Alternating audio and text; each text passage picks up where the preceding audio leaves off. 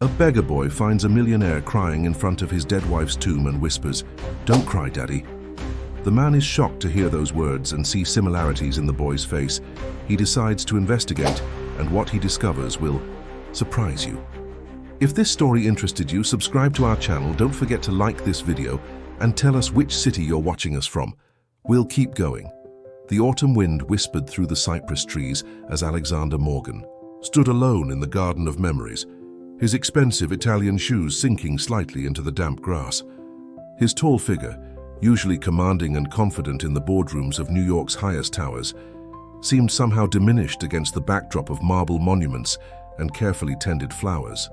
The carefully pressed suit that had cost more than some people's monthly salary couldn't hide the slight tremor in his shoulders as he placed a bouquet of white roses before Sarah's final resting place. "I should have been there more," he whispered, his voice barely audible above the rustling leaves. The words felt hollow, inadequate against the weight of everything left unsaid during their 15 years of marriage. Each visit to this peaceful garden was a reminder of his failures, of all the dinner dates cancelled for business meetings, of all the vacations postponed for urgent deals, of all the moments lost to the relentless pursuit of success. The late afternoon sun cast long shadows across the garden, painting everything in shades of gold and amber. Alexander traced his fingers over the cool marble, remembering Sarah's last smile, the way she had tried to tell him something important that final morning, but he had been too busy checking his phone, too preoccupied with a merger that now seemed meaningless. "Mr. Morgan," a soft voice interrupted his reverie. Alexander turned to find James, his driver, standing respectfully at a distance. "Sir, the board meeting is in 30 minutes. Alexander nodded, his jaw tightening. Even now, the demands of his empire pulled at him, an endless stream of responsibilities that had once seemed so crucial. He straightened his tie, a gesture as automatic as breathing, and took one last look at the marble monument. The drive back to the city was silent, the luxury car's interior forming a bubble of solitude around him. Through the tinted windows, he watched the streets of New York slide past, a blur of life and motion that felt increasingly distant from his own existence. His phone buzzed continuously with messages and emails, each one a reminder of the world he had chosen over everything else. The Morgan Tower rose before them, 80 stories of glass and steel reaching into the sky, a monument to his success and perhaps his greatest failure. As he stepped into his private elevator, Alexander caught a glimpse of his reflection in the polished doors. At 45, he still cut an impressive figure, but there was something different in his eyes now, a haunted quality that all his wealth couldn't erase. His executive suite occupied the entire top floor, a space larger than most homes, decorated with an art collection worth millions. But lately, it felt more like a cage than a symbol of achievement. He moved to the floor-to-ceiling windows, looking out over the city he had helped shape. The view that had once filled him with pride now only emphasized his solitude. The board meeting passed in a blur of presentations and projections. Alexander went through the motions, making decisions worth millions with the same detachment he now felt toward everything. His colleagues noticed the change in him, the way his legendary focus had shifted, but none dared to mention it.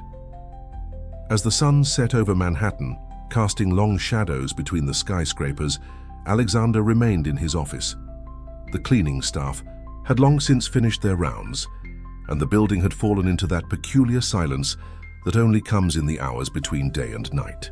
He sat at his desk, surrounded by the trappings of success, feeling more lost than he ever had when building his empire from nothing. A soft knock at his door startled him from his thoughts.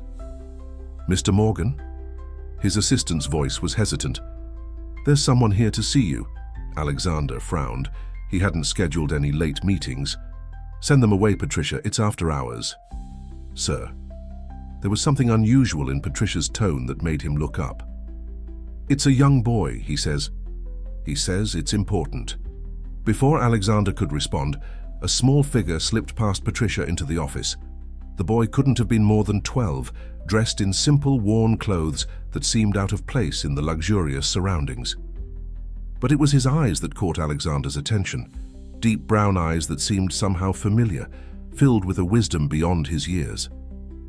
The boy stood before his desk, calm and unintimidated by the trappings of wealth around him. When he spoke, his voice was clear and steady, carrying words that would change everything. "Hello, Father." The word father hung in the air between them, heavy with implications that Alexander's mind refused to process. He stared at the boy, taking in features that now seemed to shift and change before his eyes, revealing traces of Sarah he had somehow missed at first glance. The shape of the nose, the curve of the cheeks, the determined set of the jaw. It was like seeing a ghost materialize from his memories. "That's impossible," Alexander finally managed, his voice barely above a whisper. "There must be some mistake." But even as he spoke the words, something deep within him recognized their hollowness. The boy's eyes, Sarah's eyes, held him with an unwavering gaze that seemed to look straight through his defenses. Patricia still stood in the doorway, uncertain whether to stay or go. Alexander waved her away with a trembling hand, not taking his eyes off the young figure before him. As the door closed softly behind her, the silence in the office grew thick with unspoken questions. "My name is Thomas," the boy said, his voice steady despite the magnitude of the moment. "And I've been watching you for a while now." He moved closer to the desk, his movements carrying a peculiar grace that reminded Alexander painfully of Sarah. "Mom told me about you before she had to go away." Alexander's legs felt weak. He sank back into his chair, his mind racing through memories, searching for signs he might have missed. "Sarah never told me," he began, but the words trailed off as realization began to dawn. That last morning, the way she had tried to tell him something important, the letter she had started to mention before he had cut her off with a phone call.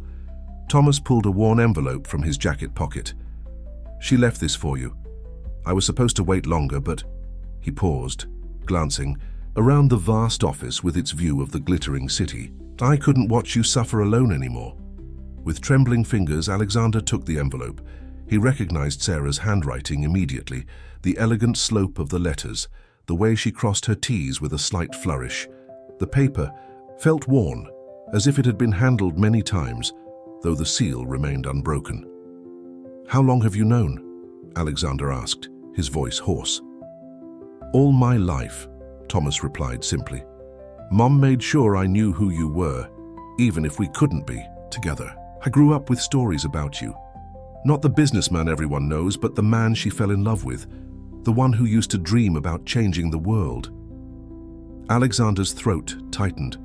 He remembered that version of himself, the young entrepreneur, full of ideals and passion, before success had slowly transformed him into something harder, more focused on profits than people.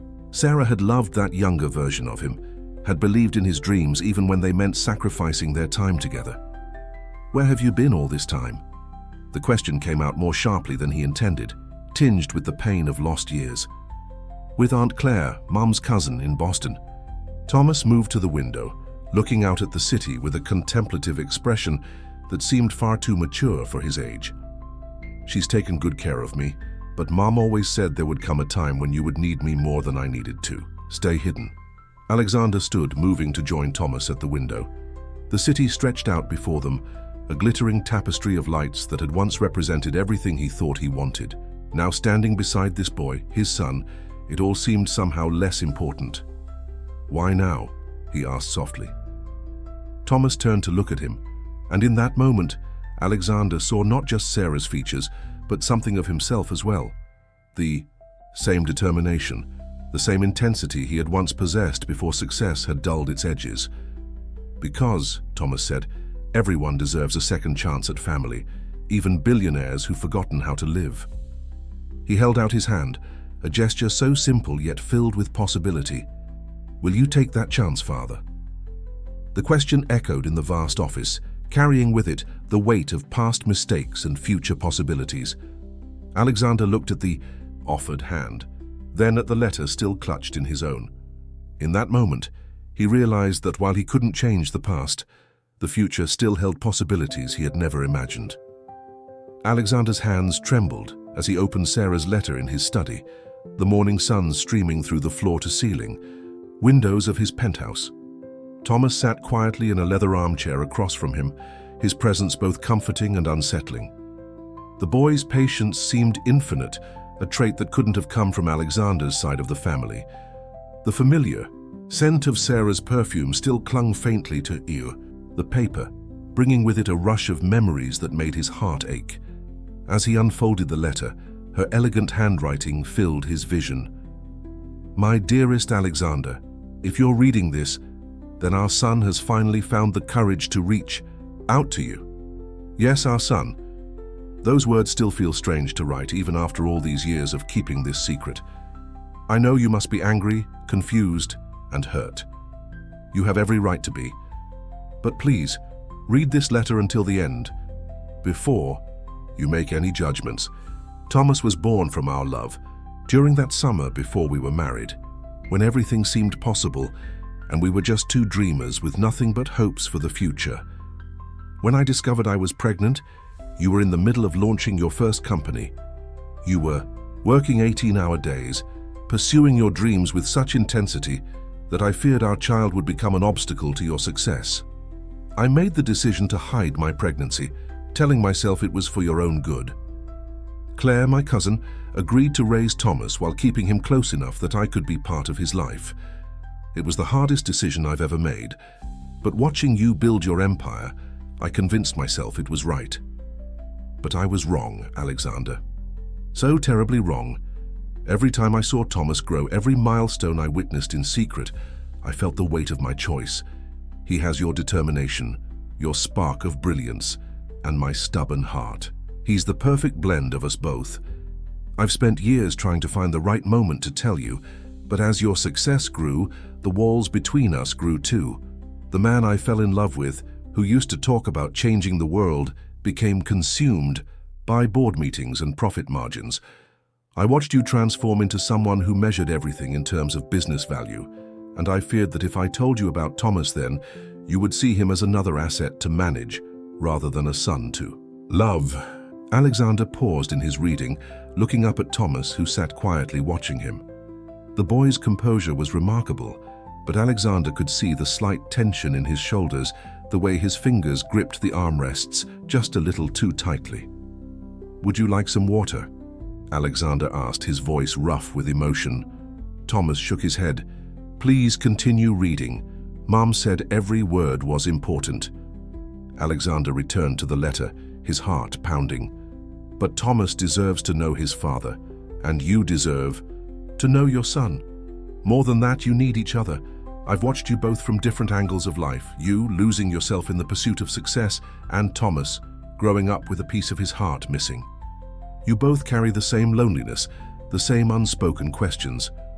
I've told Thomas stories about you, not the business magnate in the newspapers, but the man who once spent an entire night explaining to me why the stars shine differently on clear nights.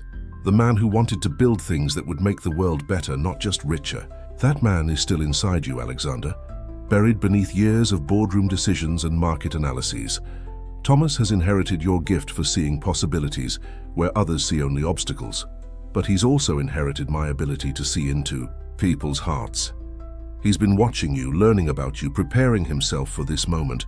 He's not coming to you as a burden or a responsibility, but as a guide to help you find your way back to yourself. I know this revelation will shake the foundations of your carefully ordered world, but sometimes, Alexander, the things that disrupt our plans are exactly what we need to truly live again. Thomas is not just our son. He's a second chance for both of you to have the family you deserve. The choice of what to do with this truth lies in your hands now, but remember this: success built on loneliness is no success at all. The empire you've built means nothing if there's no one to share it with, no one to remind you why you started building in the first place. Alexander's vision blurred as he read the last lines of Sarah's letter. He looked up at Thomas, seeing him clearly for the first time, not as an interruption to his life, but as a continuation of his and Sarah's love story, a bridge between his past and future. "There's more," Thomas said softly, reaching into his backpack. He pulled out a worn photo album, its edges softened by years of handling. "Mum kept this. She said you might want to see what you missed, so you'd understand what you could still have." The photo album lay open between them on Alexander's mahogany desk, each page revealing moments of a life he should have known.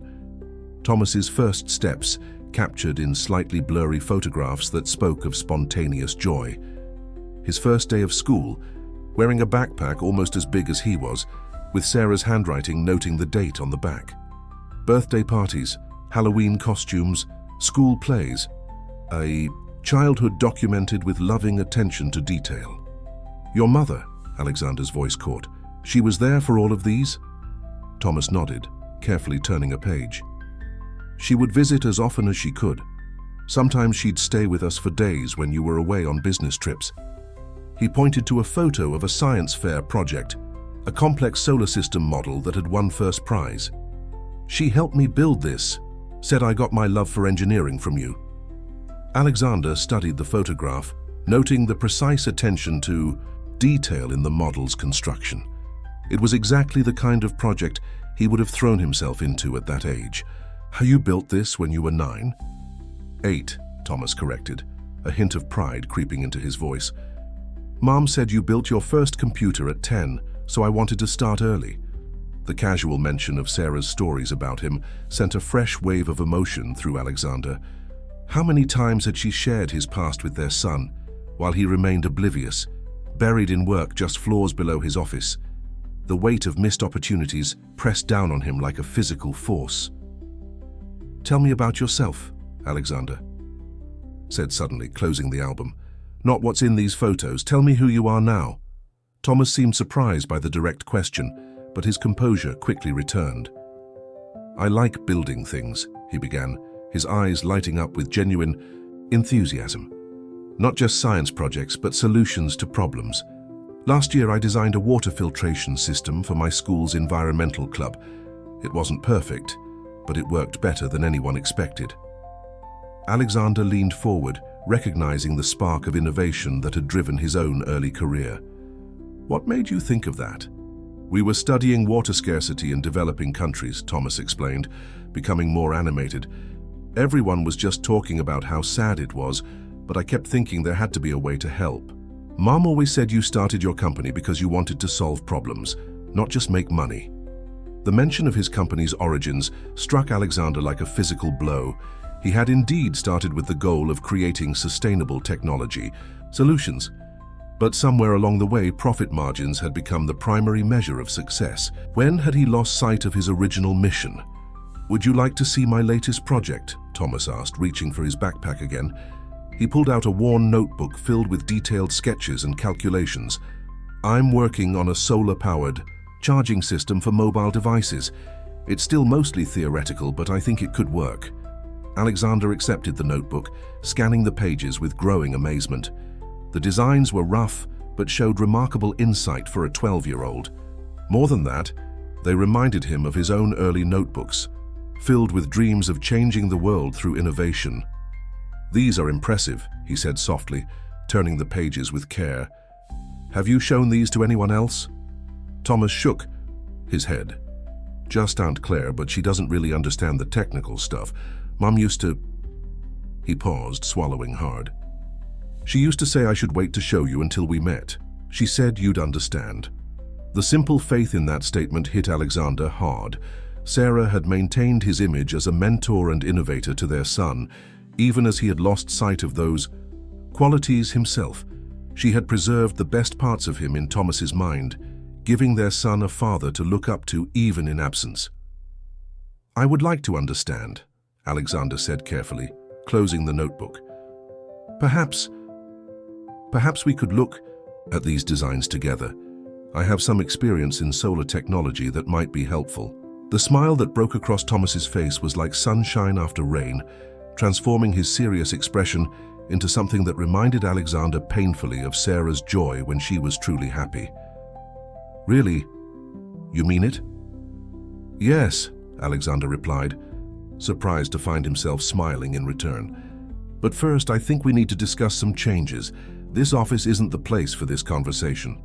He stood, making a decision that would have seemed impossible just days ago. Would you like to see where I live? Where you could live, if you want to. The elevator ride to Alexander's penthouse was silent, filled with the gentle hum of machinery and unspoken questions. Thomas stood close to the glass wall, watching the city shrink beneath them as they ascended to the top of Morgan Tower. His reflection in the polished surface showed none of the awe most people expressed when seeing the view for the first time. Instead, his eyes held a thoughtful intensity that reminded Alexander of board meetings and critical decisions. "Your mother," Alexander began, then paused, choosing his words carefully. "Did she ever tell you why I built this tower?" Thomas turned from the view, his expression curious. "She said it was your dream to have the tallest building in the city." "That's what the newspapers wrote," Alexander said, a sad smile playing at his lips. "The truth is, I built it because Sarah once mentioned how beautiful the sunset looked from high places. I wanted to give her the best view in New York." He touched the glass gently. "I spent so much time making sure the building was perfect, I forgot why I was building it in the first place." The elevator doors opened directly into the penthouse foyer, revealing a space that managed to be both imposing and somehow empty. Floor-to-ceiling windows offered a panoramic view of Manhattan, while modern art pieces worth millions adorned the walls. Yet there was something sterile about the perfection, as if the space were more showroom than home. "It's very clean," Thomas observed diplomatically, his eyes taking in the minimalist furniture and spotless surfaces. Alexander laughed, the sound surprising even himself. "That's one way to put it. I haven't changed anything since." He caught himself, redirecting the conversation. "Would you like to see something special?" He led Thomas through the main living area to a door that seemed oddly out of place among the modern decor. It was solid wood, intricately carved with patterns of leaves and vines. Alexander's hand hesitated on the handle before he pushed it open, revealing a room that could have belonged in another house entirely. Unlike the stark modernity of the rest of the penthouse, this room was warm and lived in. Bookshelves lined the walls, filled with well-worn volumes ranging from classic literature to scientific journals. A comfortable reading chair sat beside a window, a hand-knitted throw draped across its back. On the desk, family photos shared, space with half-finished sketches and engineering diagrams. "This was your mother's study," Alexander said softly. "I haven't changed anything in here. Sometimes I come in just to—" He trailed off, moving to the desk and picking up one of the sketches. "She was brilliant, you know. She had degrees in both environmental science and architecture. She used to joke that she could design buildings that would save the world." Thomas moved to stand beside him, examining the sketch. It showed a building, design unlike anything in the current skyline. Organic curves blending with practical functionality, covered in vertical gardens and solar panels. "Mom showed me some of her designs," he said. "She said they were too ahead of their time." "She was right about that," Alexander replied, setting the sketch down carefully. "The board thought her ideas were too expensive, too risky. I should have fought harder for them." He turned to Thomas, his expression serious. "But maybe it's not too late. Would you like to see something else she designed?" Alexander moved to a filing cabinet in the corner, pulling out a large roll of blueprints. As he spread them across the desk, Thomas's eyes widened. The drawings showed a comprehensive plan for transforming Morgan Tower into an environmental innovation center, complete with renewable energy systems, urban farming spaces, and educational facilities. She finished these just before Alexander swallowed hard. She called it the Morgan Legacy Project. The note she attached said it was meant to be a bridge between business success and social responsibility, a way to show that profit and purpose could work together. Thomas studied the blueprints with intense concentration, his fingers tracing the lines of his mother's vision. "These could work," he said finally, looking up at Alexander. "The technology exists now. Some of it's even better than what she planned for." Alexander watched his son analyze the designs with growing amazement. The boy's understanding of the technical aspects was impressive, but it was his grasp of the larger vision that struck home. Thomas didn't just see blueprints, he saw possibilities, just as Sarah always had. "Would you like to help make it happen?" Alexander asked, the words coming out before he could second-guess them. "Your mother's legacy, your ideas, my resources. We could build something that matters." For the first time since their meeting, Thomas's composed facade cracked slightly, revealing the hopeful child beneath. "You mean work together? Actually build it?" "Yes," Alexander said, feeling more certain with each word. "But first, we need to make some changes. Starting with this penthouse, it's time to make it a home again." The news of Thomas's existence spread through Morgan Enterprises like wildfire. By Monday morning, the executive floor was buzzing with whispered conversations and speculative glances. Patricia, Alexander's longtime assistant, found herself acting as a buffer between her boss and the growing tide of curiosity and concern. The board members were particularly agitated. They had watched Alexander's recent withdrawal from day-to-day operations with increasing anxiety, and now this unexpected development threatened to further destabilize the company's leadership. Emergency meetings were called, risk assessments were demanded, and PR teams were put on high alert. Alexander, however, seemed transformed. He arrived at the office early that Monday, wearing a smile that hadn't been seen in months. The morning's board meeting was scheduled to start in 10 minutes, and for the first time in years, he wasn't reviewing quarterly reports or checking market projections. Instead, he was studying Sarah's blueprints for the Morgan Legacy project, making notes in the margins. "Mr. Morgan." Patricia appeared in his doorway, her expression carefully neutral. "The board is assembled. They're quite eager to discuss recent developments." Alexander looked up from the blueprints, his smile unwavering. "I imagine they are. Patricia, could you do me a favor? Have maintenance clear out the empty office next to mine, the one we were going to use for the expansion team." "Sir?" Patricia's professional mask slipped slightly, revealing her surprise. "Thomas will need a space to work when he's here after school," Alexander explained, gathering the blueprints. "Nothing too formal, just somewhere he can tinker with his projects while I finish up for the day." Patricia's features softened. In 15 years of working for Alexander Morgan, she had never seen him prioritize family over business.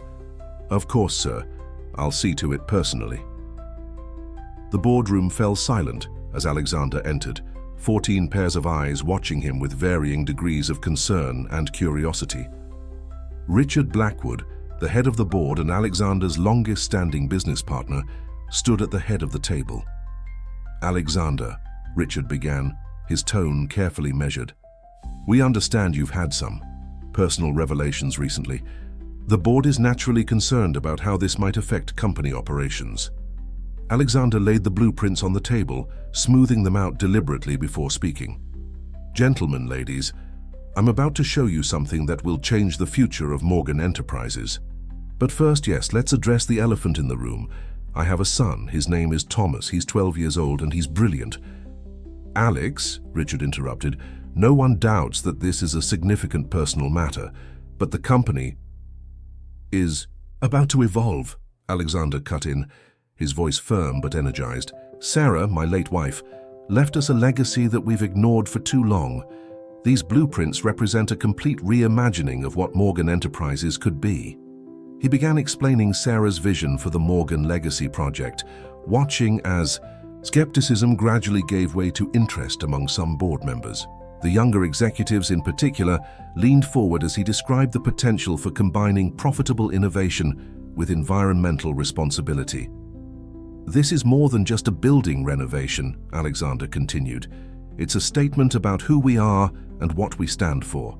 The technology sector is changing. The next generation, my son's generation, won't be satisfied with profit at any cost. They want purpose alongside prosperity." "The costs would be astronomical," one of the directors objected. "Shareholders would never approve." "I own 51% of this company," Alexander reminded them quietly. "And I'm prepared to fund the initial phase personally, but more importantly, I have something we've been lacking, a fresh perspective." He pressed a button on his phone. "Patricia, could you send him in?" The boardroom doors opened and Thomas entered. He was wearing a proper suit this time, though his notebook was still tucked under his arm. The board members watched in stunned silence as this child walked confidently to stand beside his father. "Ladies and gentlemen," Alexander said, placing a hand on Thomas's shoulder, "I'd like you to meet the future of Morgan Enterprises." Thomas has already identified several improvements to his mother's original designs, incorporating cutting-edge technologies that didn't exist when these plans were drawn. Thomas opened his notebook and, without a trace of nervousness, began explaining his modifications to the solar collection systems and water recycling infrastructure. His clear understanding of both the technical details and their practical applications left even the most skeptical board members exchanging impressed glances. "We're not just building a sustainable building," Thomas concluded, looking around the table with those eerily familiar eyes. "We're creating a template for future development. If it works here, it can work anywhere." Alexander watched his son with undisguised pride, seeing in him not just Sarah's compassion and his own drive, but something entirely new, a bridge between the world of profit they had built and the world of purpose they could create. Claire Bennett sat in Alexander's living room, her posture rigid despite the comfortable surroundings. The sunset painted the Manhattan skyline in shades of gold and purple through the floor-to-ceiling windows, but her attention was fixed solely on the man across from her. The woman who had raised Thomas for 12 years had finally come to confront the father who was now claiming his place in the boy's life. "He's not ready for this world," Claire said, gesturing to the luxurious penthouse around them. "Thomas is a sensitive child. He needs stability, not—" She paused, searching for the right words. "Not grand gestures and corporate adventures." Alexander remained calm, though his fingers tightened slightly around his coffee cup. "I understand your concerns, Claire. You've been his guardian, his protector, but he's my son. A fact you've only known about for 2 weeks, Claire countered, her voice sharp. "I've been there for every scraped knee, every nightmare, every school play. Where were you?" "I didn't know," Alexander replied quietly. If you had known, what would have been different?" Claire leaned forward, her eyes intense. "Sarah watched you for years, Alexander. She saw how you changed, how the business became everything. Do you think she didn't want to tell you she was protecting Thomas from becoming another asset in your portfolio?" The words struck home, harder than Alexander expected. He stood, walking to the windows to gather his thoughts. Below, the city buzzed with evening traffic, thousands of lives intersecting and separating in endless patterns. Somewhere down there, Thomas was in his new office, working on his latest project, completely unaware of this conversation. "You're right," Alexander finally said, turning back to Claire. "I lost my way. The business consumed me, and I failed. Sarah, in ways I'm only beginning to understand. But Thomas—" He paused, a small smile touching his lips. "Thomas reminds me of who I used to be, of why I started all of this in the first place. He's not your redemption project, Alexander," Claire warned. "He's a child who's already lost his mother. I won't let him be hurt again." "No," Alexander agreed, surprising her. "He's not a project. He's my son, and he's teaching me more than I could ever teach him. Did you know he's already improved on Sarah's environmental systems? The board was impressed enough to approve initial funding for the Legacy project." Claire's expression softened slightly. "He showed me his notebooks. I never understood half of what he was designing, but his enthusiasm, it reminded me of Sarah. He has her heart," Alexander said softly, "and her vision. But he also has something I lost along the way, the ability to see beyond profit margins to real purpose." A knock at the door interrupted their conversation. Patricia entered, looking apologetic. "I'm sorry to interrupt, Mr. Morgan, but Thomas is asking for you. He says he's made a breakthrough with the solar collection system." Alexander looked at Claire, a question in his eyes. She stood, smoothing her skirt with practiced precision. "Go," she said, her voice carrying a mix of resignation and hope. "But remember what I said. He's not just an heir to your empire, Alexander. He's a boy who needs a father. Would you like to come with me?" Alexander offered. "See what he's working on?" Claire hesitated, then nodded. Together, They took the elevator down to Thomas's office. The space, once sterile and corporate, had been transformed in just 2 weeks. Technical drawings covered the walls, and a large workbench dominated one corner, covered in what looked like miniature solar panels and circuit boards. Thomas barely looked up as they entered, his attention focused on a complex diagram spread across his desk. "Dad, I figured it out," he exclaimed, still drawing. "If we adjust the angle of the panels seasonally and incorporate these new photovoltaic cells, we can increase efficiency by at least 30%.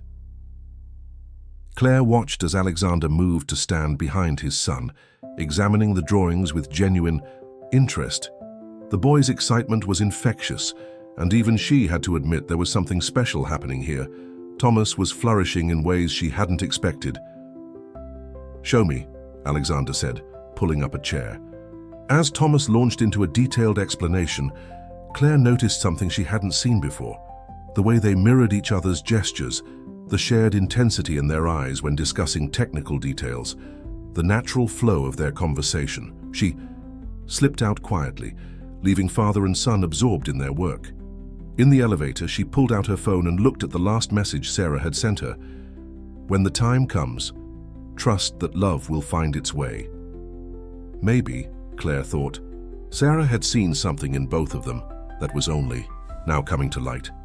The Morgan Tower cafeteria fell silent as Alexander walked in with Thomas for lunch, an unprecedented event that sent ripples of surprise through the corporate hierarchy. The CEO had never been seen in the employee dining area before, preferring his private dining room or business lunches at exclusive restaurants. Thomas, carrying his own lunch bag that Claire had packed, seemed oblivious to the attention. He chatted animatedly about his morning's work, his voice carrying across the suddenly quiet space. "The maintenance team showed me the building's current solar array. It's so inefficient, Dad. We could triple the output with just a few modifications." They settled at a table near the window, ignoring the stares and whispers around them. Alexander found himself oddly enjoying the break from protocol. "Tell me more about these modifications," he said, unwrapping his own sandwich. Another.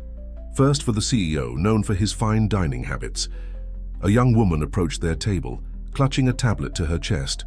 Her badge identified her as Emily Chen, Environmental Systems Engineer. "Excuse me, Mr. Morgan," she began nervously. "I couldn't help overhearing. I've actually been working on some similar modifications to the solar array design." Instead, of dismissing her as most employees would have expected, Alexander gestured to an empty chair. "Please join us. Thomas would love to hear your ideas." The tension in the cafeteria began to dissolve as other employees watched this unexpected scene unfold. Emily pulled up her designs on her tablet, and soon she and Thomas were deep in discussion about energy efficiency and sustainable design. "See, this part here?" Thomas pointed to a section of Emily's drawings. "That's similar to what Mom designed for the original building, but you've improved the collection matrix." Emily's eyes widened. "Your mother designed the original system, but that was revolutionary for its time. We still use some of those principles in modern installations." Alexander watched the exchange with growing interest. He had hired Emily 2 years ago, but had never actually spoken with her. Now he discovered she had been developing exactly the kind of innovations they needed for the legacy project. "Emily," he interrupted their technical discussion, "how would you like to join the legacy project team? We could use someone with your expertise." The young engineer stared at him in shock. "The legacy project? But that's, I'm just a junior engineer." "You're exactly what we need," Thomas said earnestly. "Your ideas about thermal energy storage could solve our nighttime efficiency problems." More employees had begun drifting toward their table, drawn by the unusual scene and the animated discussion. A maintenance supervisor named Jim offered insights about the building's current systems. An accounting intern nervously suggested ways to track the project's environmental impact in financial terms. Alexander sat back, watching as his son naturally drew people into the conversation, breaking down the hierarchical barriers that had always defined corporate culture. Thomas didn't see titles or positions. He saw ideas and possibilities. "Mr. Morgan?" A voice interrupted his thoughts. He turned to find Richard Blackwood, the board chairman, standing behind him. "I came down to remind you about the 2 o'clock meeting, but..." He gestured to the impromptu gathering. "Perhaps we should reschedule." Alexander stood, leading Richard slightly away from the group. "Look at them, Richard. This is what we've been missing. Real innovation doesn't happen in boardrooms. It happens when people feel free to share their ideas." Richard watched as Thomas sketched something on Emily's tablet, his enthusiasm infectious as other employees leaned in to see. "He's certainly stirring things up," the chairman admitted. "The old guard isn't happy about these changes." "But the old guard isn't happy about anything that threatens their comfort," Alexander replied. "But tell me honestly, when was the last time you saw this kind of energy in the building?" Before Richard could answer, Thomas called out, "Dad, Emily figured out how to increase the solar storage capacity by 40%. Can she show you?" Alexander turned back to Richard with a slight smile. "Join us? You might be surprised by what you learn." The chairman hesitated, then loosened his tie slightly. "Why not? It's been years since I had lunch in the cafeteria." As they rejoined the group, Alexander noticed how the earlier tension had completely evaporated. Employees who normally wouldn't dare approach him were now freely sharing ideas, encouraged by Thomas's genuine interest and enthusiasm. Emily was explaining a complex energy storage system, her earlier nervousness replaced by professional confidence. "If we implement these changes alongside Thomas's collection, improvements, we could make Morgan Tower the most energy-efficient building in the city." "Not just efficient," Thomas added, his eyes shining with excitement. "We could produce enough excess energy to support the surrounding buildings." Mom's original design included a community power-sharing system. Alexander watched his son, feeling a profound sense of pride and wonder. In just 2 weeks, Thomas had done more than just adapt to his new life. He had begun transforming the very culture of Morgan Enterprises, one conversation at a time. The weekend arrived with an unfamiliar quietness in the penthouse. Alexander stood in the kitchen, attempting to make pancakes for the first time in years. The smell of slightly burned batter filled the air as he flipped another misshapen creation onto a growing stack. "You're supposed to wait for the bubbles to form before flipping them," Thomas said, watching from his perch at the kitchen island. He had spent his first night in the penthouse, in a room that Alexander had hurriedly prepared, trying to make it feel welcoming despite its pristine newness. "Your mother used to say the same thing," Alexander replied, smiling at the memory. "She was the breakfast expert in our house. I was usually gone before dawn, heading to the office."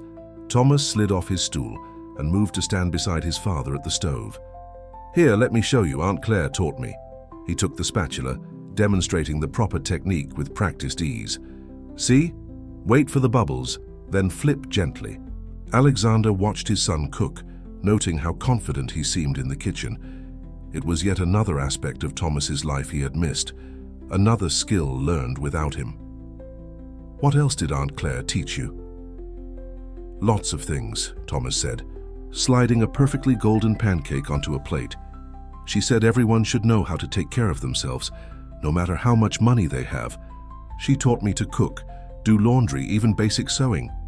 The mention of Claire brought a thoughtful expression to Alexander's face. Their conversation from earlier in the week still weighed on his mind. "She's done an amazing job raising you." Thomas paused in his cooking, looking up at his father.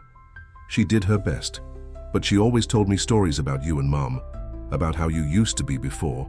He trailed off, uncertain how to continue. "Before I lost my way?" Alexander suggested gently. Thomas nodded, returning to the pancakes. "She has all these photos of you and Mom when you were younger. There's one where you're both sitting on the hood of this old car looking at the stars. Mom's laughing, and you're pointing at something in the sky." Alexander's heart clenched at the memory. "The meteor shower. We drove hours to find a dark spot outside the city. Your mother insisted we bring a telescope, but we ended up just lying there watching the stars fall." "Why did you stop doing things like that?" Thomas asked, his voice careful but curious. Alexander moved to the window, looking out at the city he had helped shape. "Success is like quicksand sometimes. The more you achieve, the more it pulls you in. Every deal led to another deal, every project to a bigger project. Before I knew it, I was running an empire, but had forgotten why I started building it in the first place. Was it worth it? The question was simple but loaded with meaning. No, Alexander answered honestly. None of it was worth losing the things that mattered most. He turned back to his son. But maybe it's not too late to remember what's important. Thomas finished the last pancake and turned off the stove. Mom's project is important, he said, but not just the building part. She wanted to change how people think about success. Alexander helped Thomas carry the plates to the dining table, where they sat side by side instead of at opposite ends. Tell me more about that. Well, Thomas began, drizzling maple syrup over his pancakes. In her notes, she wrote about creating spaces that bring people together, not just efficient buildings. The Legacy Project isn't just about green energy. It's about showing that business can do good things for communities. Like the cafeteria the other day, Alexander mused, when everyone started sharing ideas. Exactly, Thomas's eyes lit up. Emily's solar designs and Jim's maintenance knowledge, they're all parts of the same puzzle. Mom called it collaborative innovation in her notes. They ate in comfortable silence for a moment before Thomas spoke again. Dad, there's something else in Mom's notes that I think you should see. He retrieved his backpack from beside the couch and pulled out a worn journal. I found this when I was going through her things at Aunt Claire's. It's different from her other notebooks, more personal. Alexander accepted the journal with trembling hands. The leather cover was soft with age and use. The pages filled with Sarah's familiar handwriting. As he opened it, a photograph slipped out. The very one Thomas had mentioned, of him and Sarah watching the meteor shower. She wrote about that night, Thomas said softly. About how you both made wishes on the falling stars. She wished for a family that would change the world together. Alexander traced the edge of the photograph with his finger.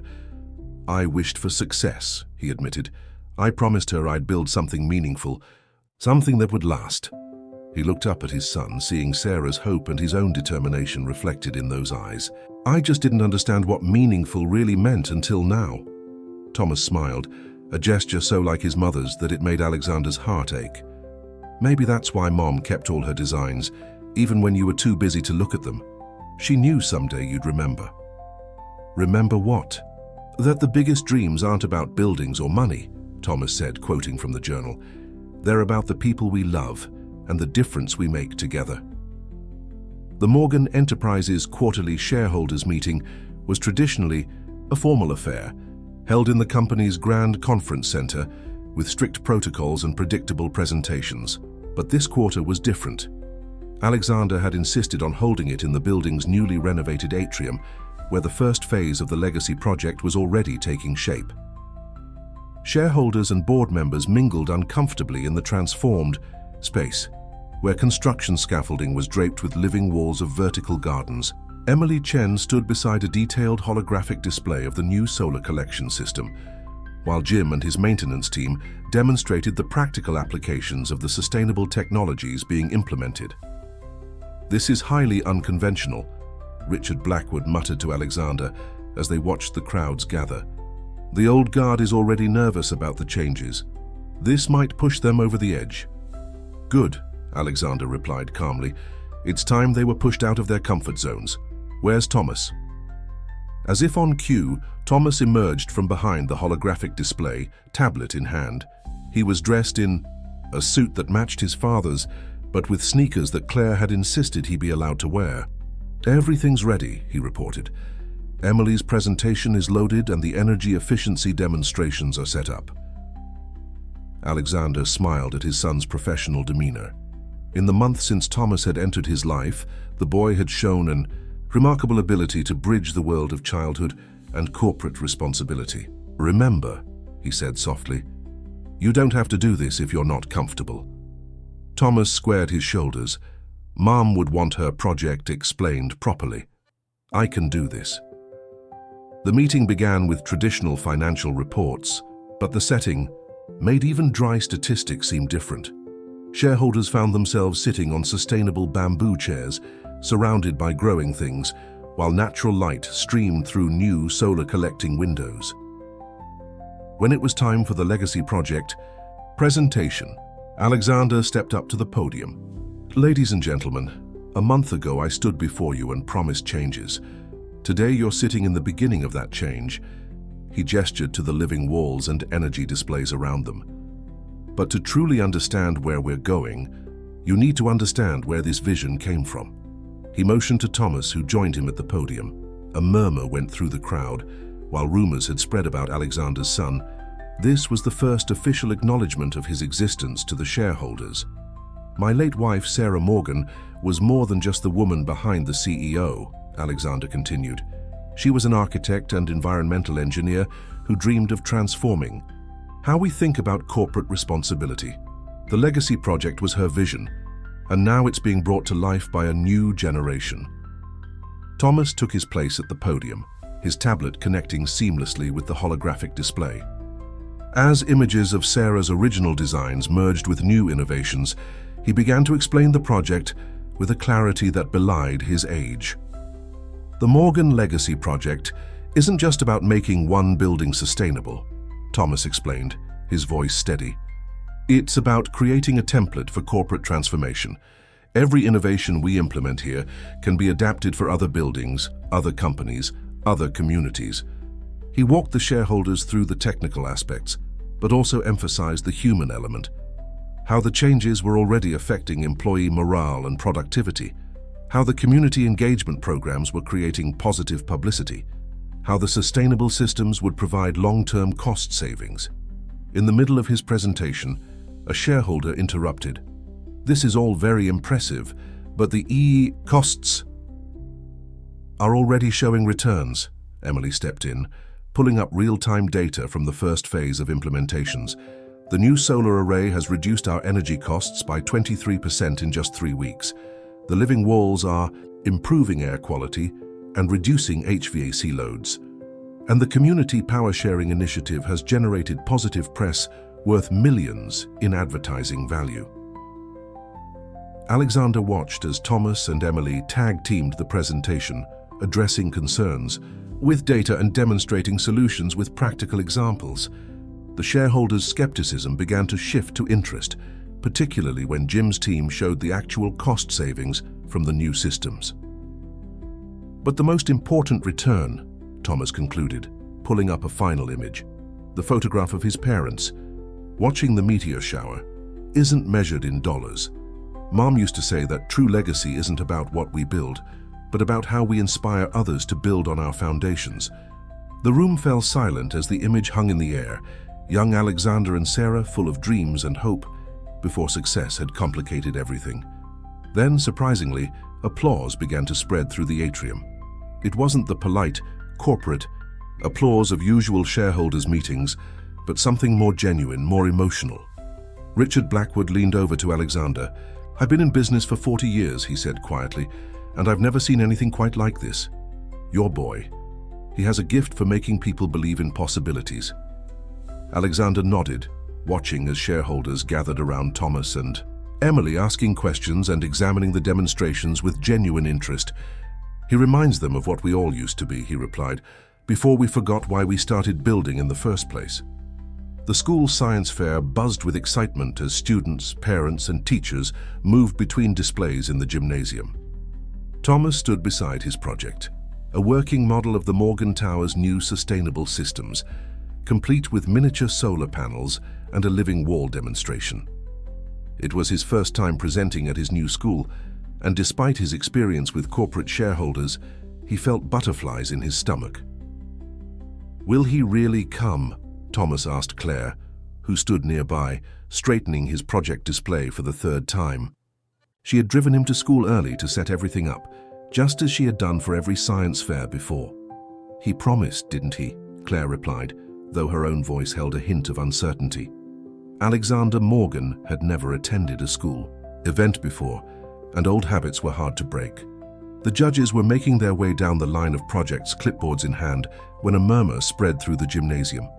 Alexander Morgan, wearing a casual sweater instead of his usual suit, walked through the doors. Several parents did double takes, Recognizing the famous CEO whose face often appeared in business magazines, Thomas's face lit up as his father approached, but he maintained his professional composure. He had practiced his presentation countless times, determined to make both his parents proud, his mother through her legacy, and his father through its continuation. "Sorry I'm a bit early," Alexander said, surprising both Thomas and Claire. "The board meeting finished faster than expected. I didn't want to miss anything."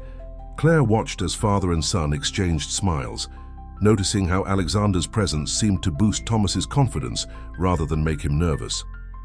The boy launched into his presentation as the judges approached, explaining how the miniature systems in his model reflected the actual implementations happening in Morgan Tower.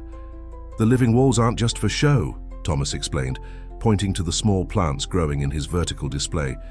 "They help regulate temperature and improve air quality. In the full-scale version we're building, they'll also provide fresh produce for the tower's cafeteria." One judge, a retired engineering professor, leaned in closer. "This is remarkably sophisticated for a middle school project. Did you have help designing this?" "The original concept came from my mother's architectural plans," Thomas replied, honestly. "But I adapted her designs to incorporate newer technology." He demonstrated how the miniature solar panels tracked light sources, maximizing energy collection, just like the full-scale versions being installed on the tower. Alexander stood back, watching his son handle questions with the same poise he had shown at the shareholders' meeting. But here, surrounded by his peers and their simple volcano models and battery experiments, Thomas seemed more relaxed, more his age. "He's thriving," Claire said softly, coming to stand beside Alexander. "I was worried about all the changes, but he's stronger than we gave him credit for," Alexander finished, just like his mother. A young girl from Thomas's class approached his display, curious about the growing plants. Instead of launching into technical details, Thomas shifted easily into kid mode, making jokes about building salad and demonstrating how the water recycling system worked by creating tiny rainbows in the light. "Mr. Morgan," a woman in a sharp suit approached Alexander. "I'm Dr. Peterson, the school principal. Could we speak privately for a moment?" Alexander followed her to a quiet corner, expecting concerns about security or media attention. Instead, she surprised him. "Thomas's project is extraordinary," she began, "but what impresses me more is how he connects with his classmates. He has a gift for making complex ideas accessible and exciting. We'd like him to consider mentoring some of our younger students in the science program." Alexander watched as Thomas now had a small crowd of students around his display, all eagerly asking questions and touching the interactive elements of his model. "He gets that from his mother," he said softly. "She could always see the human side of innovation." "The school would also be interested in discussing a possible partnership," Dr. Peterson continued. "Your legacy project aligns perfectly with our STEM initiatives. Perhaps we could arrange for some of our students to visit Morgan Tower, see the real-world applications of what they're learning." Before Alexander could respond, a cheer went up from Thomas's direction. The judges had moved on to deliberate, and his classmates were crowding around asking if they could help test the water recycling system again. "Actually," Alexander said, an idea forming, "I think we could do something even better. What would you say to having your students help design part of the legacy project?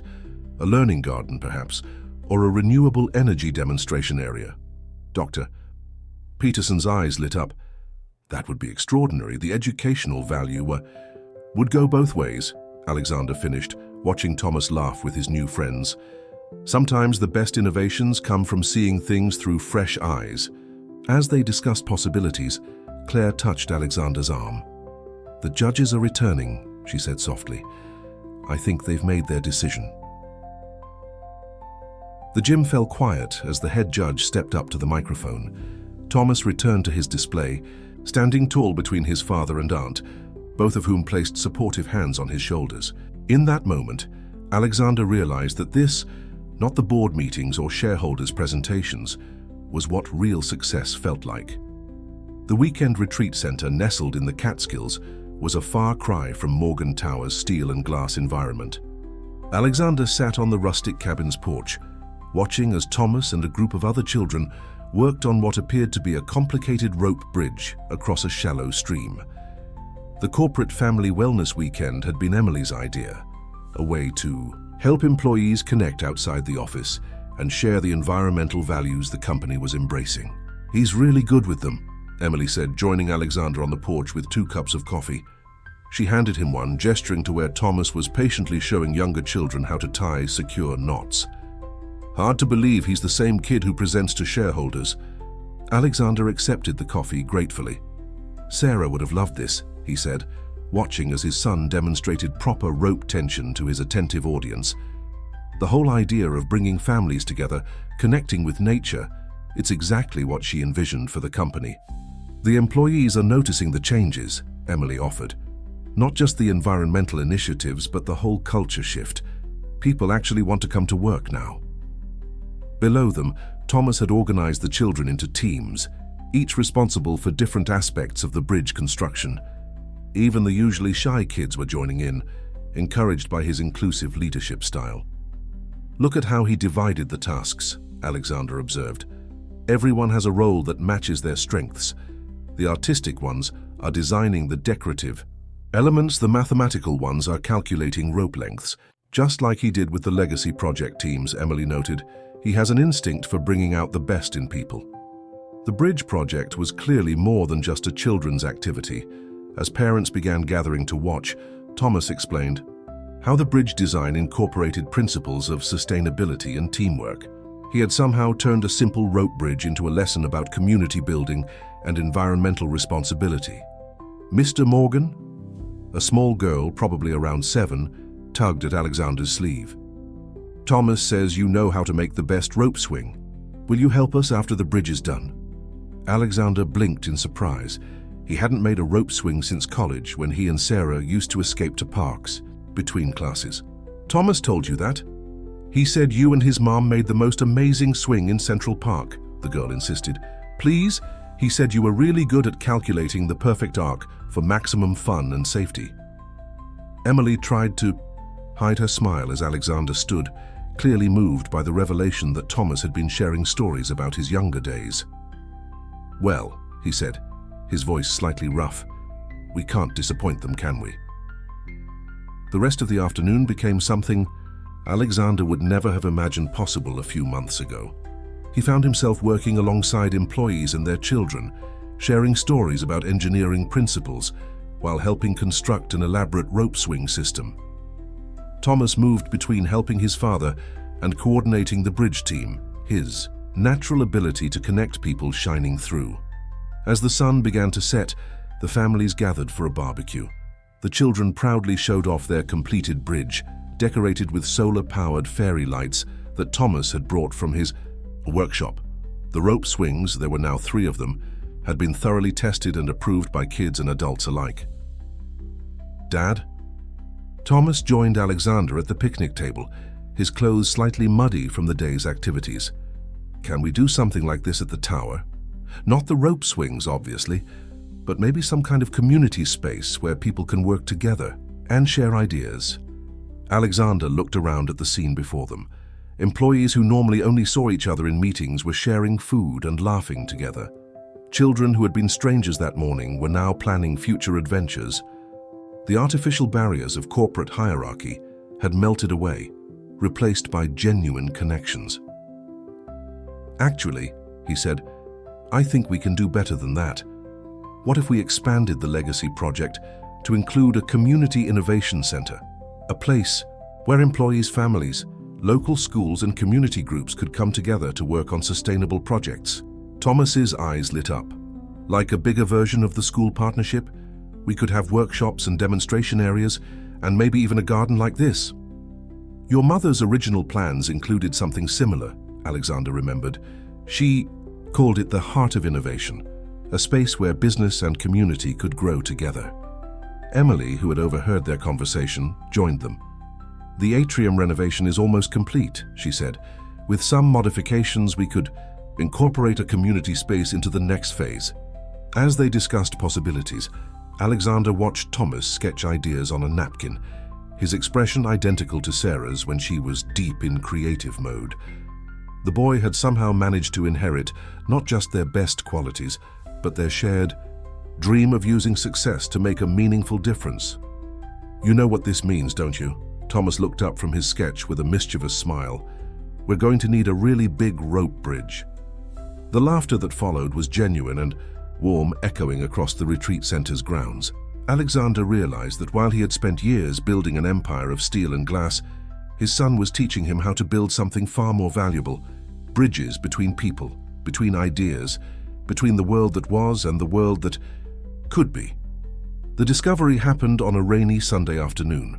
Thomas was helping Alexander sort through boxes in Sarah's study, organizing her papers and designs for the Legacy Project's archives. The room had become their shared sanctuary, a place where Sarah's presence felt strongest and most comforting. "Dad, look at this," Thomas called out, pulling an old leather briefcase from behind a filing cabinet. The case was covered in dust, but still intact, its brass clasps tarnished but functional. "I've never seen this before." Alexander crossed the room, his heart skipping a beat as he recognized the briefcase. "That was your mother's thesis project case. She carried it everywhere during our last year of college." He ran his fingers over the worn leather. "I can't believe she kept it all these years." Together they placed the briefcase on Sarah's desk. The clasps opened with a soft click, revealing a treasure trove of papers, photographs, and drawings. But what caught their attention immediately was a thick envelope addressed to "My Two Dreamers." "It's Mum's handwriting," Thomas said softly, picking up the envelope. He looked at his father questioningly. Alexander nodded, his throat tight. "With emotion. Open it."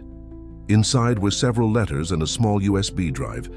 The first letter was dated just weeks before Sarah's departure, its pages filled with her distinctive script. "My dearest Alexander and Thomas, if you're reading this together, then my greatest hope has been realized. You've found each other, and more importantly, you've found your way back to the car. Dreams we once shared. Alexander, my love, do you remember that night under the meteor shower when we planned our future? You talked about building towers that would touch the sky, and I dreamed of creating spaces that would bring people together. We were so young, so full of possibilities. Somewhere along the way, the towers became more important than the connections they were meant to create. But I never lost faith in the man who once spent hours explaining constellations to me. The man who believed that success meant making the world better, not just richer. That man is still there, and our son has helped you remember him. Thomas, my brilliant boy, you've carried such a heavy secret for so long. I watched you grow from afar, seeing your father's determination and my dreams combine in ways I never imagined possible. You were never a mistake or a complication. You were the bridge we needed, even if we didn't know it at the time. On the USB drive, you'll find my complete vision for what Morgan Enterprises could become. Not just the Legacy Project as you know it, but a 20-year plan for transforming corporate responsibility. There are designs for sustainable communities, educational partnerships, and innovation centers that could change how businesses interact with the world. But the most important files aren't the blueprints or proposals. They're the personal photos and videos I've collected over the years. Moments of both of you that show how alike you've always been. Thomas solving his first engineering puzzle at age 6, Alexander presenting his first sustainable design in college. Two dreamers, separated by time but connected by the same passion for making a difference. I've also included letters I wrote to both of you over the years. Some are celebrations of your achievements, others are thoughts I wished I could share in person. They're not meant to bring sadness, but to help you understand why I made the choices I did and how much love guided every decision. Alexander, you'll find the original sketches of the project that first brought us together, the solar-powered community center we designed for our senior thesis. Remember how we stayed up all night in the studio, debating the best way to integrate natural light? That passion for creating something meaningful, something that would help others, is what made me fall in love with you. Thomas, there are designs. You've never seen projects your father and I dreamed up before success changed our priorities. Study them, improve them, make them your own. Your fresh perspective and natural ability to bring people together are exactly what these ideas need to become reality. The Legacy Project isn't just about sustainable buildings or corporate responsibility. It's about remembering that the greatest innovations come from connecting hearts as well as minds. It's about building bridges between dreams and reality, between past and future, between father and son. I may not be there to see these dreams come true, but I've never doubted that they would. The love that created our family is stronger than any distance or time that has separated us. Together, you two can create something far more meaningful than I ever could alone. Take care of each other, learn from each other, and remember that sometimes the most important blueprints are the ones we draw with our hearts. All my love, Sarah. Alexander and Thomas sat in silence after reading the letter, both trying to process its contents. The rain outside had intensified, drumming against the windows in a soothing rhythm that seemed to echo Sarah's words. "Should we look at the USB drive?" Thomas asked finally, his voice barely above a whisper. Alexander looked at his son, seeing Sarah's hope and his own past reflected in those eyes. "Yes," he said, reaching for Sarah's laptop. "But first, I think there's something else we need to do." He pulled out his phone and made a call. "Claire, would you like to come over? There's something here you should be part of too. After all, you helped keep Sarah's dream alive all these years." Claire arrived just as the rain began to ease, carrying a box of old photo albums and wearing an expression that mixed anticipation with protective concern. The study had always been Sarah's space, and entering it now with both Alexander and Thomas waiting felt like stepping into a cherished memory. "I brought everything I saved," she said, placing the box beside Sarah's desk. "All the school projects, the science fair ribbons, the little inventions. Sarah would want them included in the archives." Alexander plugged the USB drive into Sarah's laptop, while Thomas and Claire arranged themselves on either side of him. The screen came to life with a folder structure that was quintessentially Sarah, meticulously organized with clear labels and dates. The first folder they opened contained videos. A young Sarah appeared on screen, standing in what looked like a college engineering lab. She was explaining a solar panel design to someone off camera, her hands moving animatedly as she described energy conversion rates and environmental impact. "I filmed that," Alexander said softly. "It was our first project together in advanced sustainable design. She completely transformed my understanding of environmental engineering that semester." They clicked through more videos. Sarah and Alexander at graduation, both wearing medals for academic excellence. Sarah presenting their community center design to a panel of professors. A much more recent video showed Thomas at age 7, carefully explaining his first solar-powered toy car to Claire's camera. "Mom was there that day," Thomas remembered suddenly. "I didn't know it then, but she was the visiting friend who helped me fix the wiring." Claire nodded, wiping away a tear. "She stayed up all night before that science fair, making sure she could explain any questions you might have about the electronics. She was so proud of your engineering instincts." The next folder contained Sarah's extended plans for Morgan Enterprises. The designs were breathtaking in their scope and vision. Beyond the current legacy project, she had outlined a complete transformation of corporate culture and environmental responsibility. There were plans for educational outreach programs, community sustainable housing projects, and a network of innovation centers across the city. "Look at these dates," Alexander noted, pointing to the file timestamps. "She was working on these right up until..." He paused, redirecting his thoughts. "She never stopped believing in what we could become." Thomas opened a document titled Family Legacy. It was a letter addressed to future generations of Morgans, outlining a vision for maintaining the balance between business success and social responsibility. Sarah had included guidelines for leadership transition, emphasizing the importance of maintaining the human connection in corporate decisions. "She thought of everything," Claire said, reading over their shoulders, "even how to prevent the company from losing its way again in the future." A subfolder labeled Thomas's Future contained detailed observations of his childhood development, along with suggestions for nurturing his talents and interests. Sarah had documented every achievement, every indication of his emerging engineering abilities, creating a roadmap for his eventual introduction to the family legacy. "She never doubted you would find each other," Claire told Alexander. "Even when I questioned her decisions, she insisted that timing was everything. She said Thomas needed to develop his own strength before he could help you rediscover yours."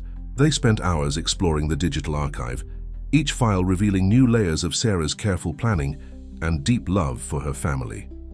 There were designs Thomas had drawn as a child, uncannily similar to his father's college sketches.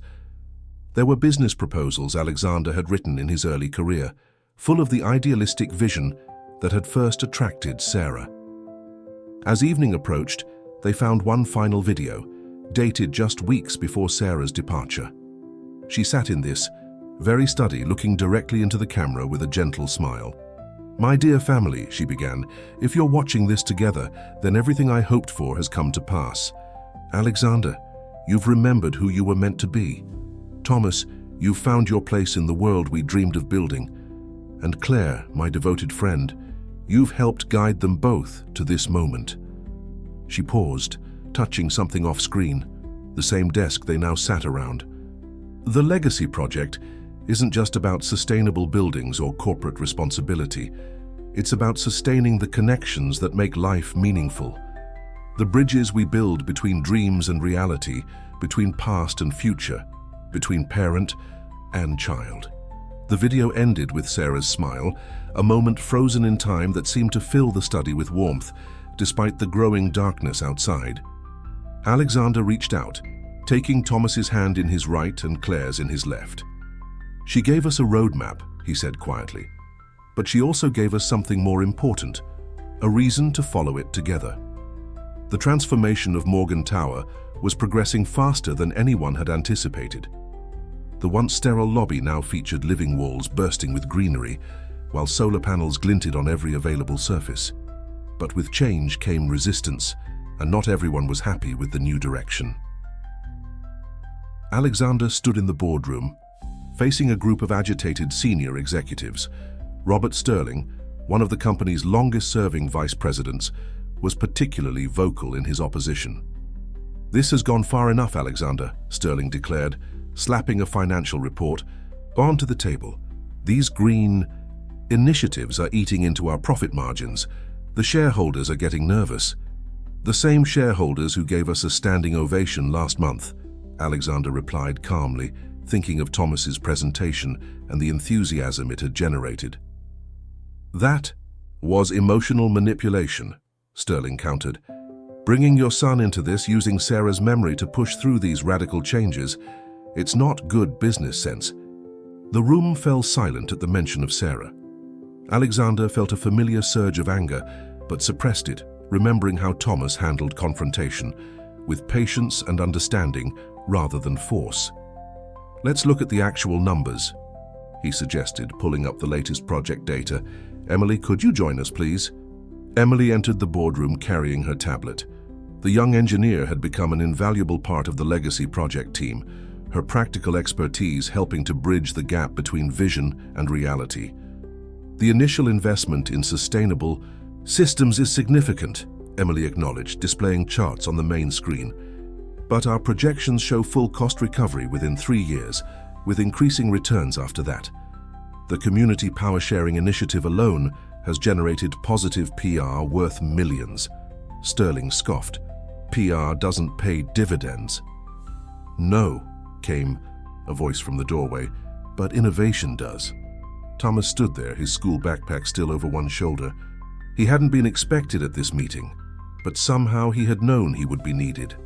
"Thomas," Alexander started, concerned about involving his son in such a confrontational situation, but Thomas was already moving to the presentation screen, pulling up his own data.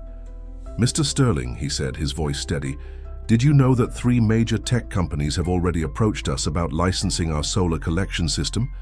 The one you called a wasteful experiment last month?" He switched to another screen, showing a series of emails and meeting requests. "Universities want to partner with us on research. Environmental organizations are offering grants. Even our competitors are asking about collaboration opportunities." Sterling shifted uncomfortably. "That's all very nice, but..." And the Community Innovation Center? Thomas continued, bringing up more data. Local schools are already signing up for the education program. Companies want to rent space for sustainable technology demonstrations. We're creating new revenue streams while building something meaningful. Alexander watched his son with a mixture of pride and amazement. Thomas hadn't just inherited Sarah's vision, he had found ways to make it practically irresistible, even to the most hardened business minds.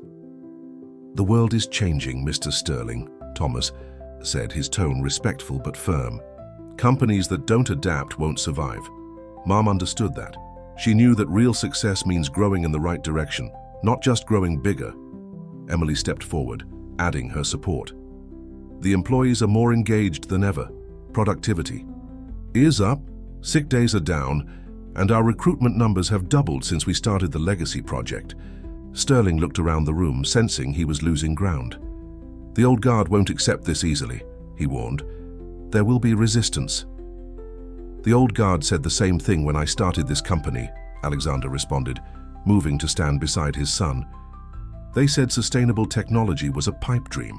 They said mixing business with environmental responsibility would never work. They were wrong then, and they're wrong now."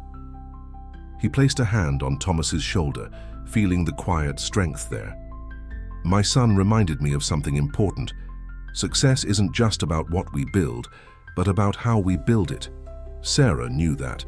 She left us a blueprint for a better way of doing business, and we're finally brave enough to follow it." The room fell silent as Sterling gathered his papers. "This isn't over," he said, heading for the door. "The board will have more questions, and we'll have answers," Thomas replied confidently. "Real ones backed by data and results.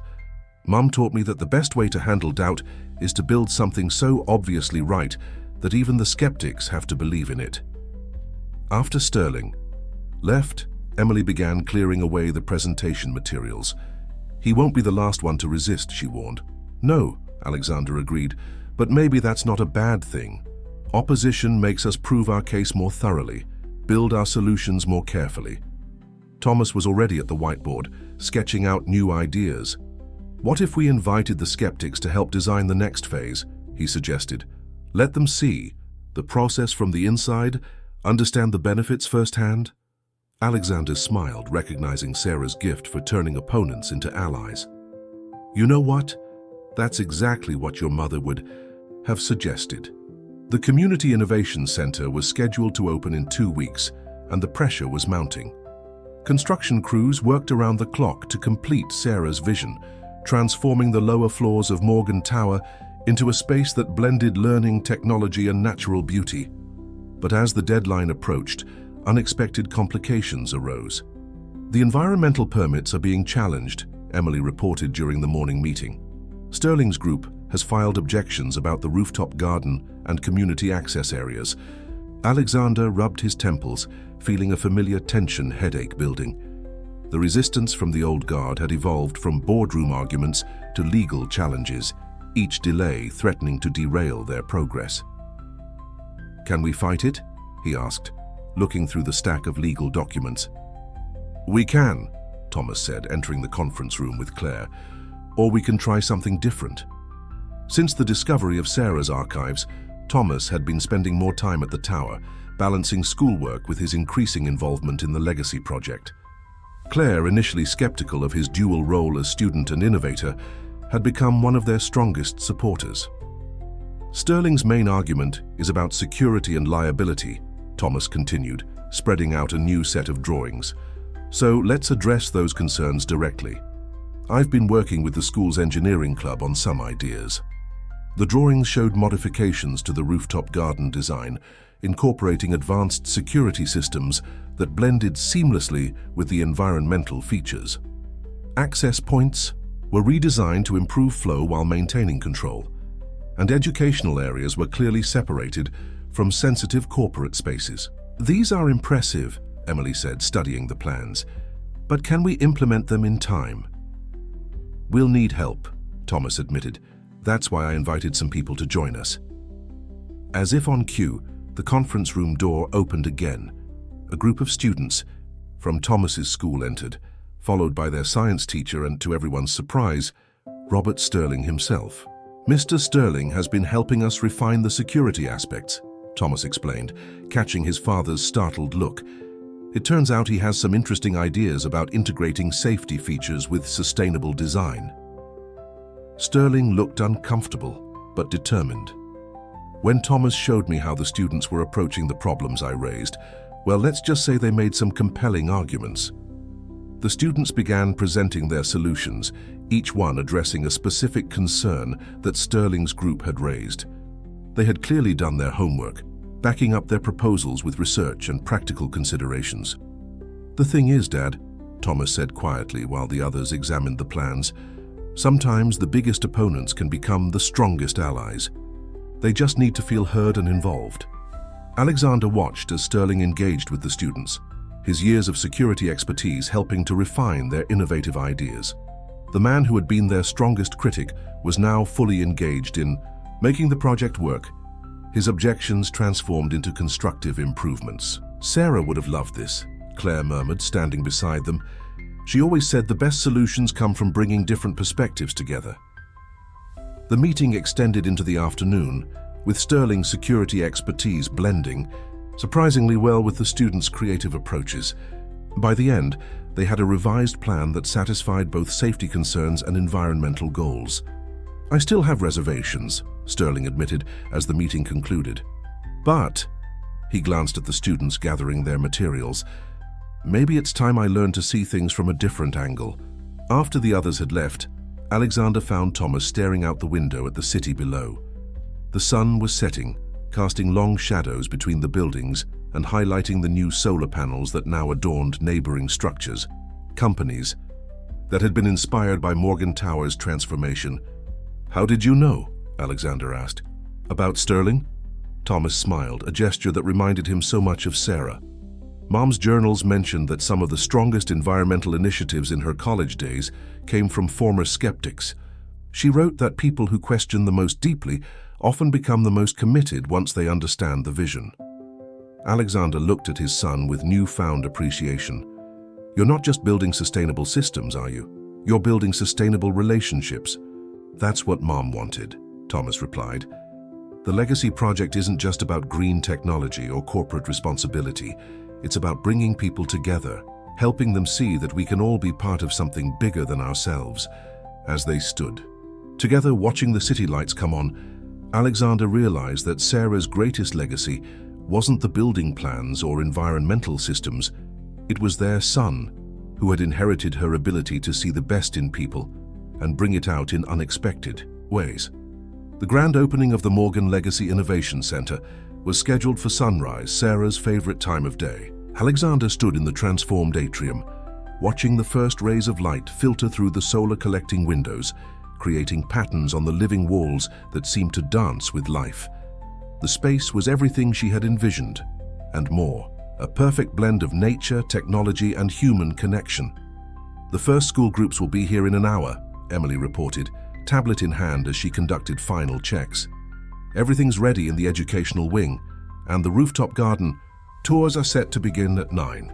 Alexander nodded, but his attention was focused on Thomas, who stood in the center of the atrium, making final adjustments to what had become the heart of the project. An interactive holographic display that told the story of the Legacy Project's evolution. "Is it working properly?" Alexander asked, joining his son. Thomas stepped back, watching as images flickered to life around them. Sarah's original designs floated in the air, morphing smoothly into their realized forms. Photographs of the building's transformation played alongside clips of community members and employees sharing their experiences. "Mom would have loved this part," Thomas said softly, reaching out to touch a holographic blueprint, causing it to expand and reveal detailed annotations. "She always said that every building tells a story. We're just making sure this one tells the right one." The sound of footsteps drew their attention to the entrance, where Claire arrived with a surprise. A group of Thomas's former classmates from his old school in Boston, all wearing t-shirts with the Legacy Project logo. They insisted on being here, Claire explained, smiling at Thomas's shocked expression. "They've been following all the news about the project. One of the students, a girl named Jenny, stepped forward. "We've been implementing some of your ideas at our school," she told Thomas excitedly. "The solar panel design you shared. We modified it for our science building. It's already reduced the school's energy bills by 30%. Before Thomas could respond, more visitors began arriving. Emily's engineering team, dressed formally for the occasion, mingled with maintenance staff who had been crucial in implementing the changes. Students from Thomas's new school filed in, followed by their teachers and parents. Even Robert Sterling appeared, looking slightly out of place, but determined to show his support. The atrium filled with excited conversations as people explored the new space. The living walls, now fully mature, created a sense of being in a vertical forest. Solar-powered lights adjusted automatically to maintain optimal growing conditions, while hidden sensors monitored air quality and temperature. "Mr. Morgan?" A small voice caught Alexander's attention. A young girl, perhaps 7 or 8, stood before him with a drawing in her hands. "I drew this for the time capsule. Thomas said we could add our own visions of the future." Alexander accepted the drawing, which showed Morgan Tower surrounded by other buildings, connected by what appeared to be sky bridges made of plants. "It's beautiful," he said sincerely. "Would you like to explain it to me?" As the girl enthusiastically described her idea for connecting city buildings with elevated gardens, Alexander caught sight of Thomas speaking with a group of corporate executives from other companies. His son was in his element, explaining how the legacy project's innovations could be adapted for different buildings and businesses. "He's a natural leader," Claire said, joining Alexander. "Just like his mother, he knows how to make people believe in possibilities."